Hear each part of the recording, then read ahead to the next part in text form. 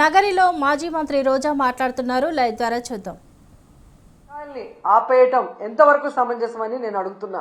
ఎందుకంటే ఈరోజు మీరు చూస్తే విద్యా దీవెన కింద 2800 కోట్లు, అలాగే వసతి దీవెన కింద 1100 కోట్లు, అంటే దాదాపుగా 3900 కోట్లని బకాయిలు పెట్టడం వల్ల కొన్ని కాలేజెస్ లో విద్యార్థుల్ని క్లాసులకి రానివ్వట్లేదు.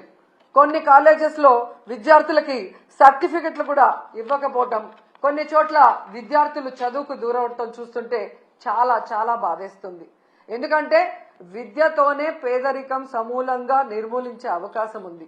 అందుకే రాజశేఖర్ రెడ్డి గారు, జగన్మోహన్ రెడ్డి గారు పేద పిల్లలకి చక్కటి చదువును అందించి ఆ కుటుంబాలు ఆర్థికంగా ఎదిగే విధంగా, సమాజంలో గౌరవంగా ఉండే విధంగా అన్ని రకాలుగా ఎలా అండగా నిలబడ్డారో మనం గమనించాం.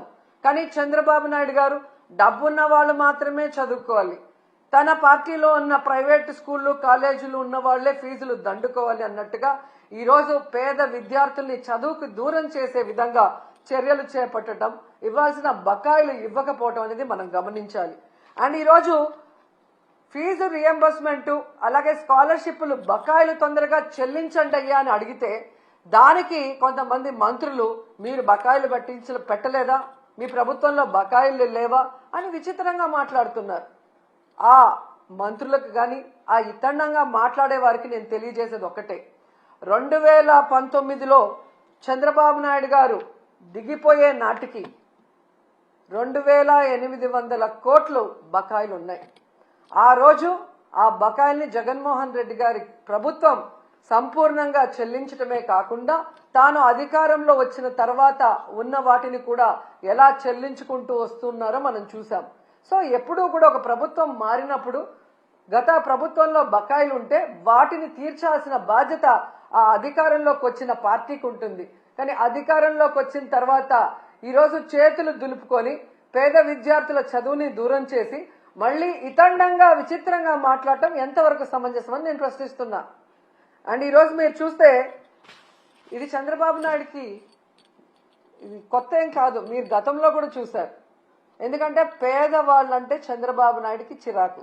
పేదవాళ్ళు మనుషులు కారనా, వాళ్ళకి చదువు అవసరం లేదనుకుంటారో ఏంటో నాకు తెలియదు. కానీ వైఎస్ఆర్ గారు తీసుకొచ్చిన ఈ ఫీజు రియంబర్స్మెంట్ ని ఏ విధంగా ఇంజనీరింగ్ స్టూడెంట్స్ ని ఫీజు రియంబర్స్మెంట్ లో 35,000 రూపాయలకే కోత పెట్టి ఎంతమందిని ఇబ్బంది పెట్టారో మనం అందరం కూడా గమనించాం.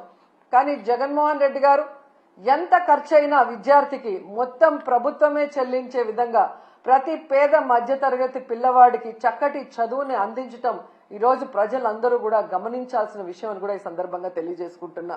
అండ్ ఈరోజు మీరు చూస్తే ఈ చంద్రబాబు నాయుడు గారు 3,900 కోట్ల ఈ స్కాలర్షిప్లు కానీ ఫీజు రియంబర్స్మెంట్ బకాయిలకు మాత్రమే ఆపలేదండి.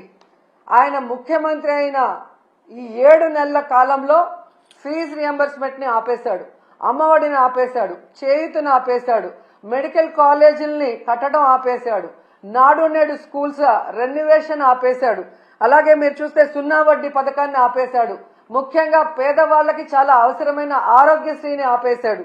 ఇక వాలంటీర్ వ్యవస్థని ఆపేయటం మనం అందరం కూడా చూస్తూనే ఉన్నాం.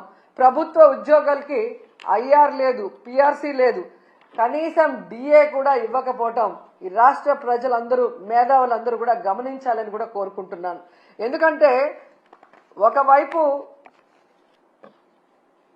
జగన్మోహన్ రెడ్డి గారిని తిట్టడానికే టైంని స్పెండ్ చేస్తున్నారు. కానీ వాళ్ళు ఎన్నికల్లో ఏం ప్రచారం చేశాం, ఏ సంక్షేమాన్ని అందిస్తాం, ఏ అభివృద్ధిని అందిస్తామని చెప్పిన మాటల్ని మరిచిపోవడం ఇక్కడ మనం గమనించాలి.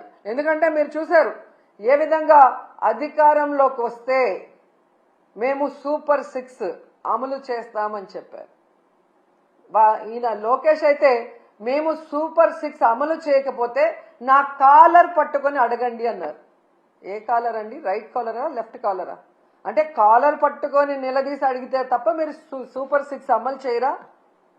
ఈరోజు చూస్తే చంద్రబాబు నాయుడు గారు ఎంత కూల్గా సంపద సృష్టించాక ఆదాయం పెరిగాక అప్పుడు సూపర్ 6 ని అమలు చేస్తామని చావు కబురు చల్లగా చెప్తున్నారు.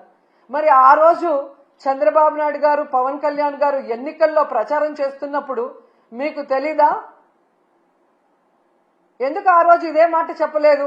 మేము వచ్చాక సంపద సృష్టించాక ఆదాయం పెరిగితేనే సూపర్ 6 అమలు చేస్తాం, లేకపోతే చేయలేమని ఆ రోజు ఎందుకు చెప్పలేదని అడుగుతున్నా. ప్రజల్ని మోసం చేయాలన్న ఆలోచనతోనే కదా అబద్ధం చెప్పారు. మళ్ళీ మీరు చూస్తే చాలా ఎటకారంగా చంద్రబాబు నాయుడు గారు, మీరు కూడా వినుంటారు, పెద్ద గొంతేసుకొని చెవులో మైకు పెట్టుకొని, తమ్ముళ్ళు బటన్ నొక్కుతాడంట జగన్మోహన్ రెడ్డి. బటన్ నొక్కడం పెద్ద విషయమా? మూలనున్న ముసలమ్మ కూడా బటన్ నొక్కుతుంది అని ఎటకారంగా మాట్లాడాడు. మరి మీకు కూడా 73 ఏళ్లు పూర్తయ్యాయి కదా, మూలనున్న ముసలమ్మ బటన్ నొక్కగా లేంది 73 ఏళ్ల ముసలోడివి మీరెందుకు నొక్కలేకపోతున్నారు ఆ బటన్ అని ముసలోళ్ళందరూ గుసగుసలాడుకుంటున్నారు. మీకు వినిపిస్తుందా?